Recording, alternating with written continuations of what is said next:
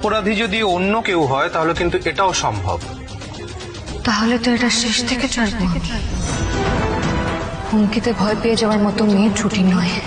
অভির বাবা বলে, আমি ভাবতাম আমার অভি মানুষ চেনে, কিন্তু এই রকম নিম্ন শ্রেণীর একটা মেয়েকে চিনতে পারলো না।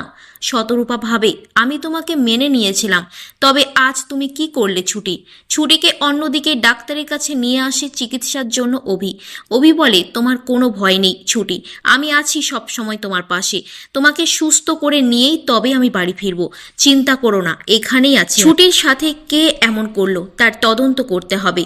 অভি বলে, আজকে প্রথম থেকে কি কি হয়েছে তোমার সাথে সব কিছু খুলে বলো অফিসারকে।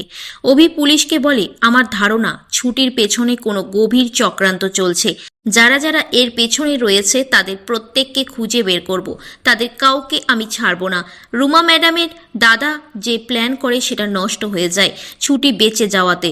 আমার মাস্টার প্ল্যানটা এভাবে ঘেটে হয়ে যাবে। সব কিছু সাজিয়ে এসেছিলাম, ওই ছুটির মেয়েটা পালালো কি করে?